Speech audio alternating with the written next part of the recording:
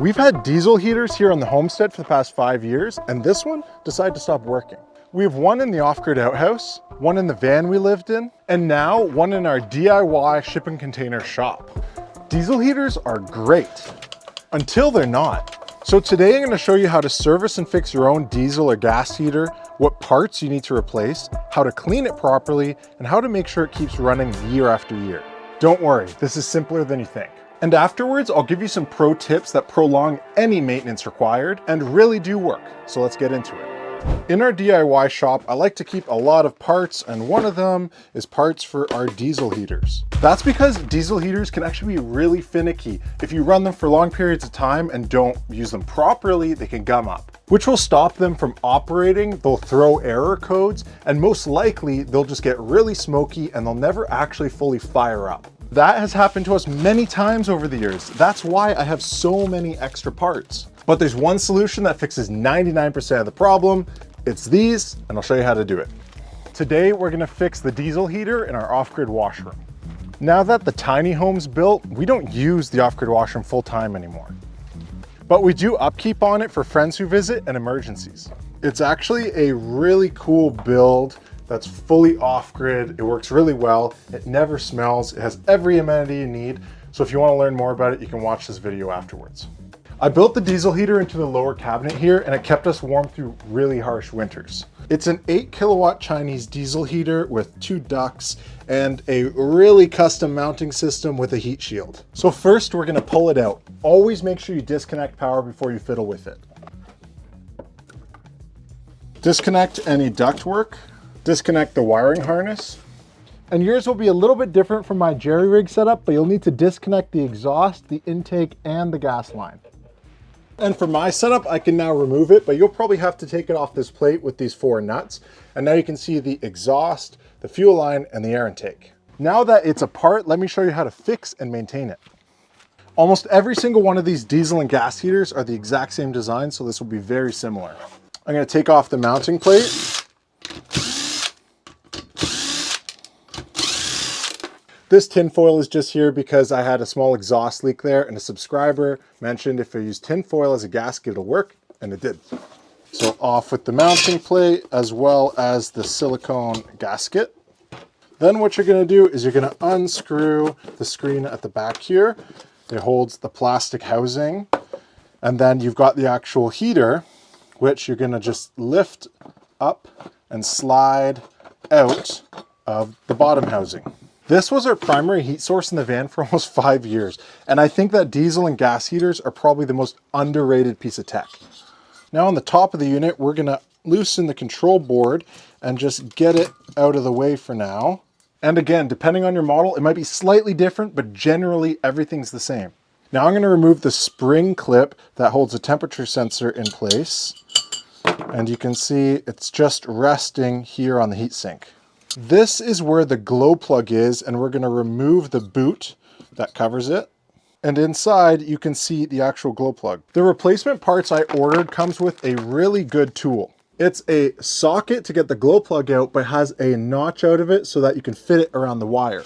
It just makes your life easier. But if you don't have that, you can skip to the next step, which is where you take off these screws and you can get at it with a wrench.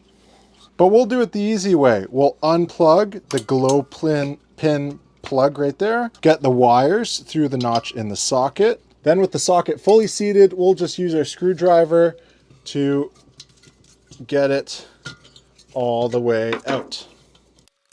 And just like that, there it is. And that's actually a pretty good glow pin still. Here's a side-by-side comparison. This one is the old one and this one's the new one. This one's actually not in bad shape whatsoever. Now I'm going to stand it up like this, and I'll remove the pin for the fan motor at the back. That way this module can just get put to the side.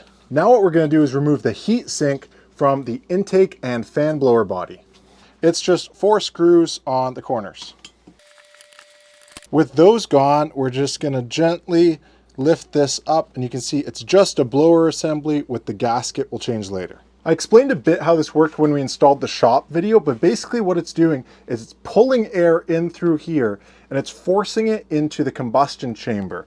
When the air is forced in, the glow plug creates heat and drips diesel into a screen. That screen allows it to ignite, and it blows and it heats up this area with a flame, and then it just exhausts out. It's fairly simple, even to my little mind.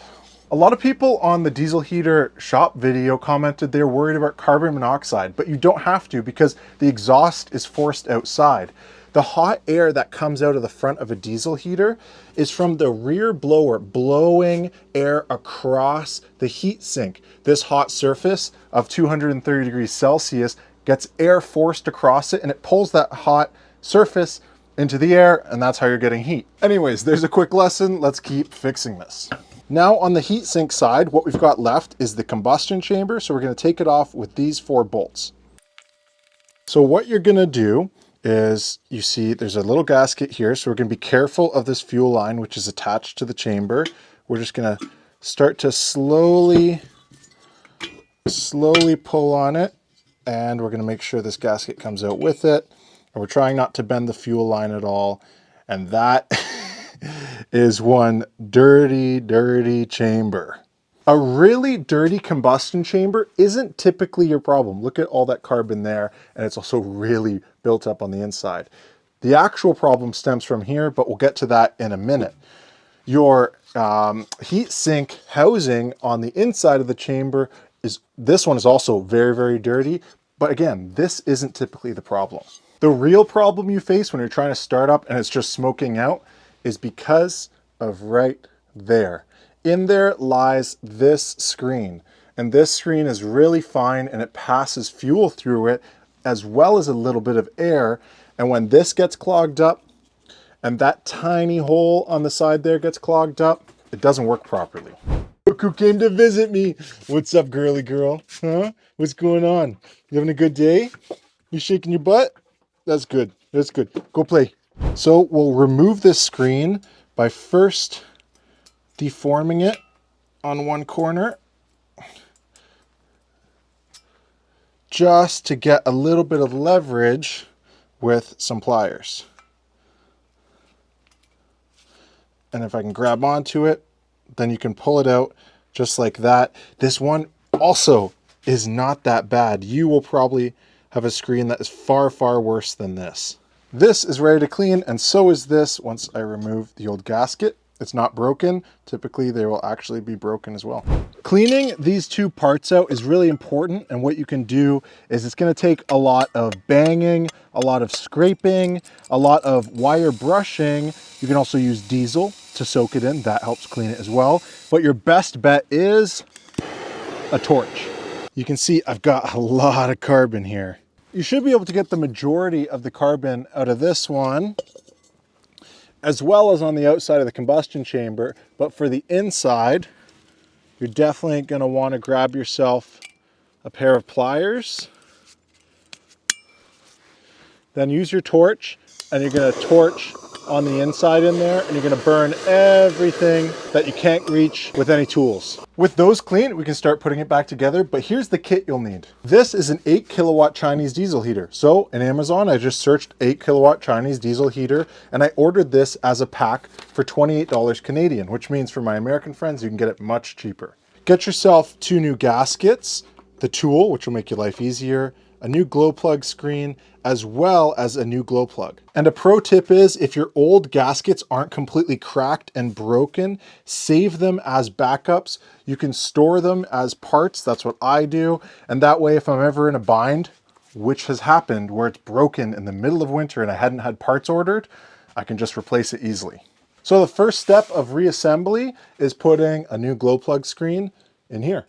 Most rebuild kits will come with a screen pusher, which is just this little tool where you put the screen on, and then what we're able to do is put it where it needs to go, and we can push and twist, and then it'll basically, as you can see, go right down seated. So now it's fully back into position. Then take your new gasket and refer to your kindergarten training where shapes fit in the right shape hole.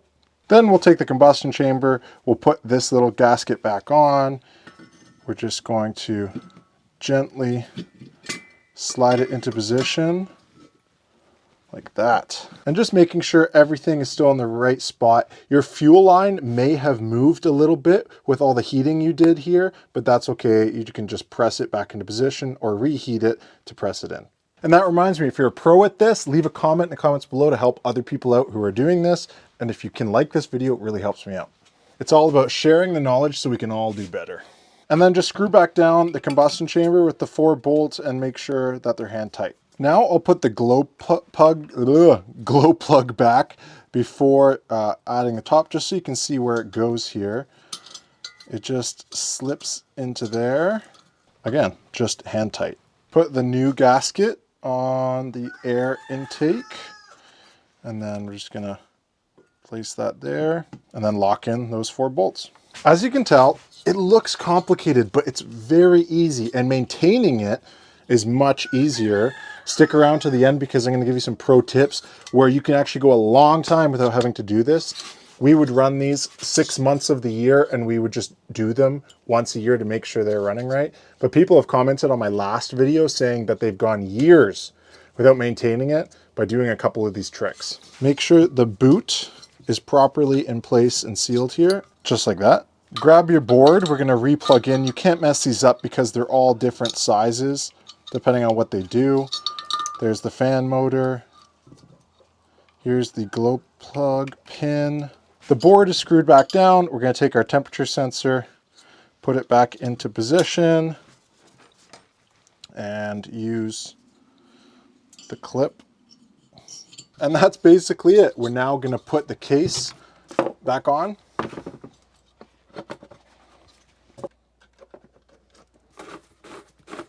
And then just our silicone heat gasket, the base, and boom, we're done. Here's some pro tips for you to keep your gas or diesel heater running without having to do that full-blown maintenance. And just to show you, I got it all plugged in again, and it's so hot right now. It's really, really nice. Tip number 1 is to burn it as hot as you can before shutting down. This is going to prevent it from gumming up, and it's actually going to burn out as much of that carbon as possible. This screen is a little hard to see on the phone, but I can turn it up. I've got it up to 35 degrees right now, and I'm going to burn it as hot as I can for probably about half an hour or so. This is going to clear out any of the stuff. So if you say run it for a day, run it for a weekend, even run it 24/7, every couple days you'll want to run it really, really hot before shutting it down, and that's going to prevent it from gumming up and not starting. Another tip is to burn a mixture of fuels. So you can mix kerosene with diesel. The kerosene is a really nice fuel that burns clean and very hot, and will clear out your fuel lines. It'll clear out the combustion chamber from all the carbon. And if you mix it, you can prevent that gumming up from happening. One thing you do have to be cognizant of though, is some of these Chinese diesel heater pumps, they don't like just kerosene. They can actually break down from running different types of fuels. So I try to mostly just stick with diesel, so that's something to watch out for. Also, make sure your air intake and your exhaust lines are clear. Every once in a while, I'll make sure that this is clear. I've got it stopping snow from touching it, and I'll also burn out the exhaust. By burning out the exhaust with a torch, I'm also making sure that that stays clear and proper. And of course, don't use old fuel. It's best with new fuel. It'll burn better. It won't gum up. It won't create as much carbon. So if you haven't used your heater in a while, say 6 months or more, even 3 months, just to be safe, drain out that old fuel, put some fresh stuff in. It'll keep it lasting longer. If it's not something you use often, but you do rely on it from time to time, try to run it monthly at least. That way everything's still working, everything's still moving. It'll keep all the seals and the rubber staying soft, and you'll know month to month if something's going wrong or you'll need to do something about it. Oh, it's getting so dark so fast. You can tell winter's coming really quick. I'm actually really glad I was able to get this done, not only to show you how to do it, but so that I had this fixed. It's been weighing on me that the heater in the off-grid washroom hasn't been working. Even though we haven't used this because our tiny home is pretty much done, it's best to always be prepared and have a backup. It's fully insulated. It now has heat, it has water, has hot water, has power, has everything you need in an emergency situation, if we need so, or for someone to come. You can imagine all the scenarios. So I'm really happy that this is done and you learned something. And for my longtime subscribers, you know that Tyvek has become siding around here, unfortunately, but I think I just found some siding that I actually want to do, that actually makes me want to do it.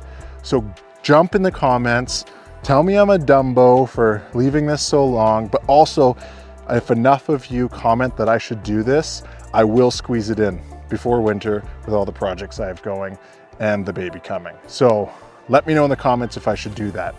Hopefully you learned something today. Make sure you drop any comments to help others out.